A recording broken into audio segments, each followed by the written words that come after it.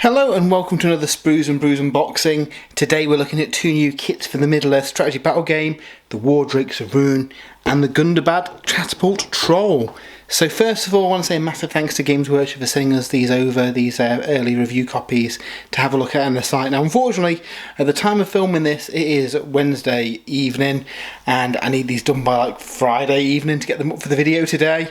So I don't think I'll get these painted, but what I'm hoping to do is get these all unboxed, show how they look, and then I should have them built so we can see what they look like in the flesh and do a bit of a scale comparison to other models in the range. And then hopefully next couple of days I'll get these painted up and we'll get some updated shots over on spruesandbrews.com as well. But yeah, these are two kits that people have been looking forward to for a long time. Certainly the Catapult Troll is an iconic one from the Hobbit movie, and then the War Drakes have been in the Easterling list for a while now, and there's not been any official models yet, so cool that both these out. Now the prices on these, the War Drakes are £31.50 and the Catapult Troll is £140. These are both Forge World resin kits as well, so again, if you've not dealt with resin before, make sure you give them a good clean and check all the parts.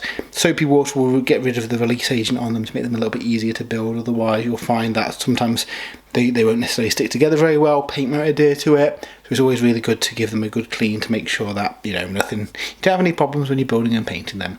But yeah, without further ado, should we have a look at these? We'll have a look at the War Drakes first. These look really, really cool. Nice little kind of armoured bodies on them. Looks like there's quite a few parts to them as well. If we pop this open and have a look what we get inside. Now, there was a period where Forge World kind of blisters like this didn't come with any instructions. So I'm hoping that's something that's changed. If not, I'm sure we'll probably figure it out from the parts on here. But yeah, we get quite a few pieces for this one. So let's just take this out of the blister. And hopefully we do get some instructions. It looks like we do. So yeah, they don't actually look that difficult to go together. They've got quite a few parts each, but it'll just be a case of taking your time and making sure you've got the right parts for each one. They're normally labelled on the sprues, one for model A, one for model B. So yeah, we'll have a look.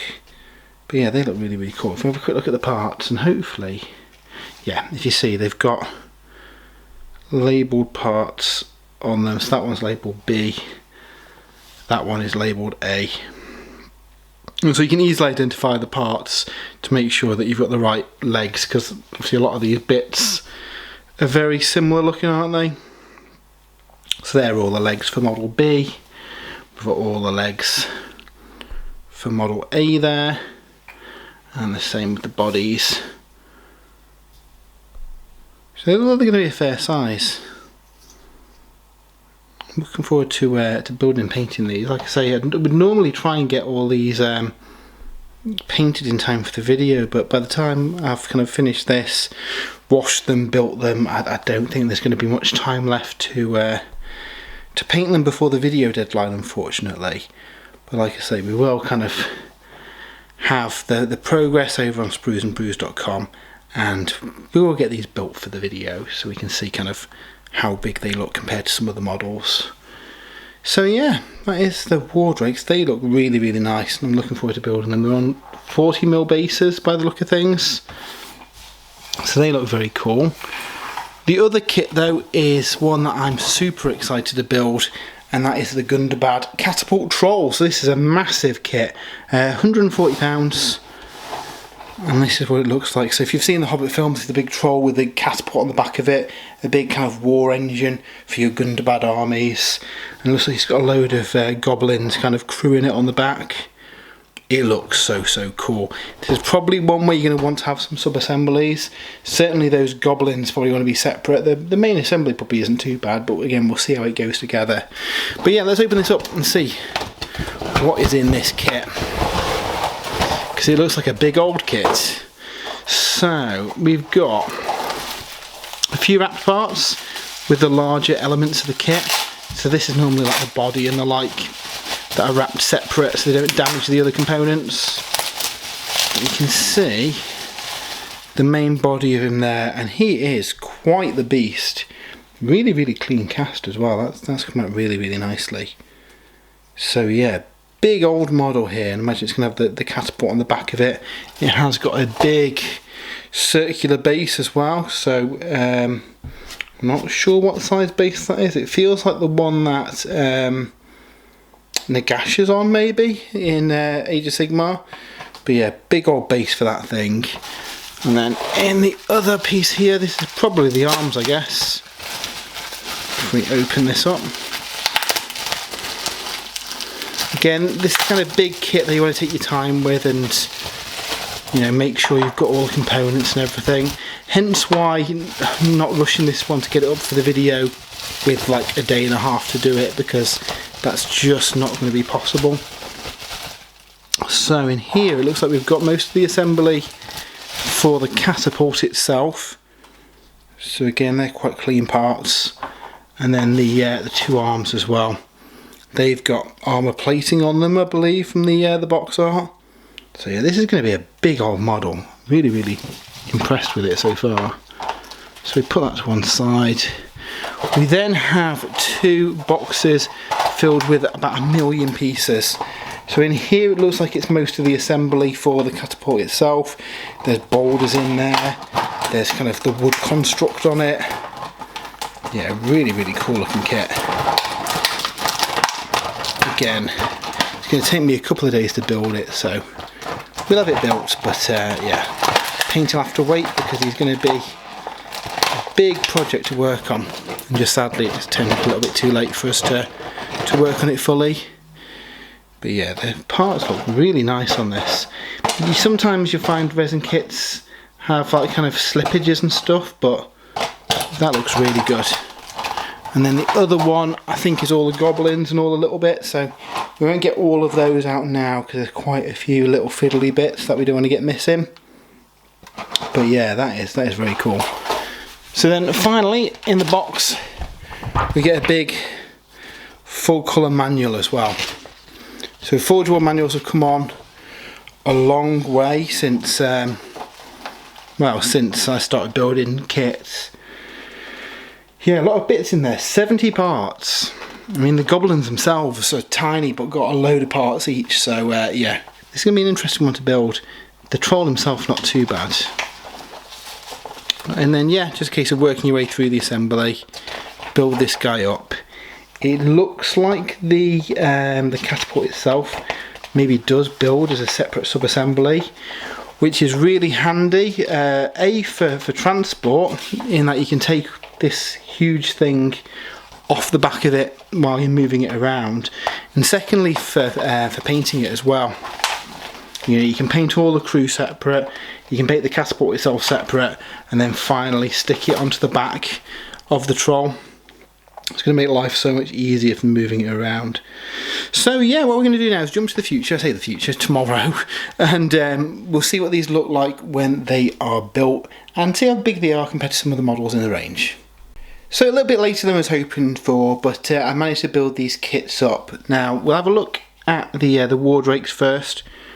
Really, really nice little kits. What's cool about these is that on each of them you actually get a choice of two necks and two heads, so you can have each model kind of looking left or right with an open or closed mouth, which means if you do have, you know, like 4 of them in the army, they will all look different.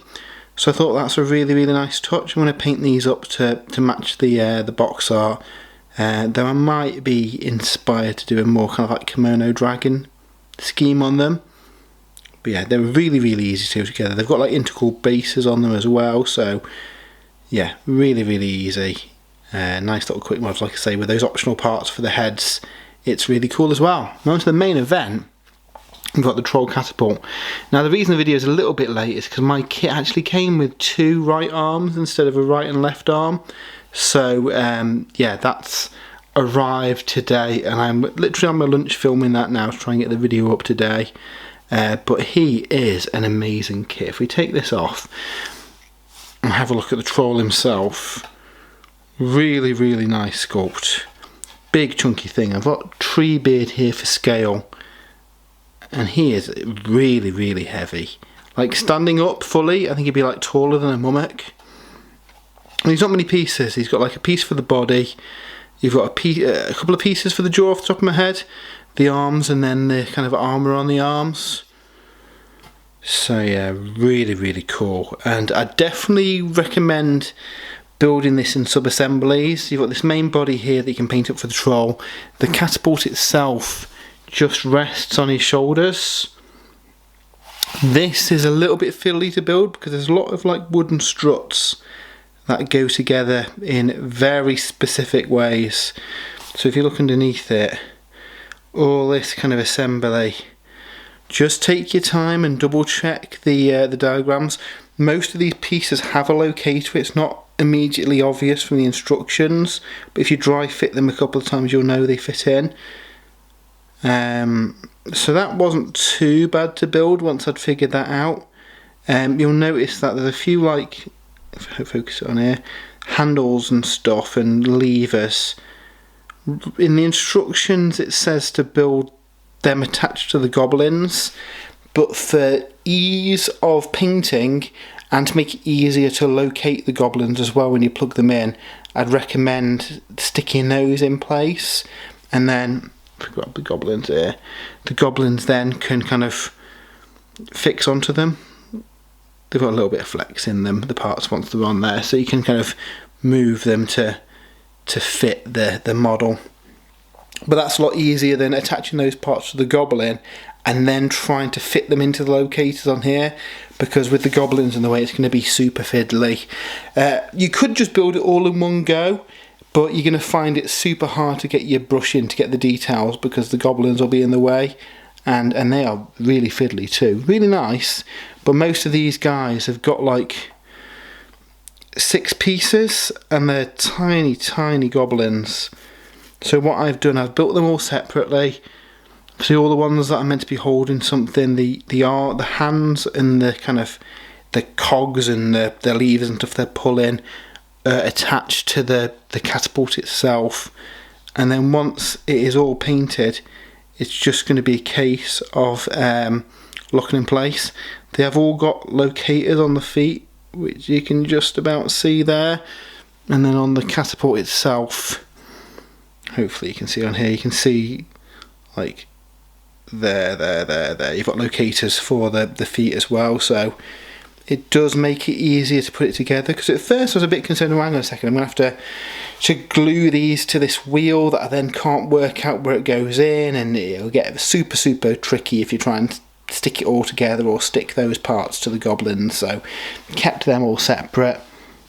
They took the longest time to build, to be fair, because even though I'd put the parts kind of on the catapult, I still wanted to dry fit just to make sure that it would fit okay once I'd built it.